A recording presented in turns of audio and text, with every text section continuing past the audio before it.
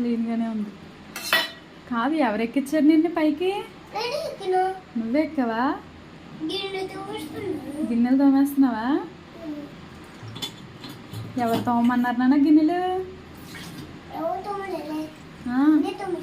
నువ్వే తోమేస్తున్నావా?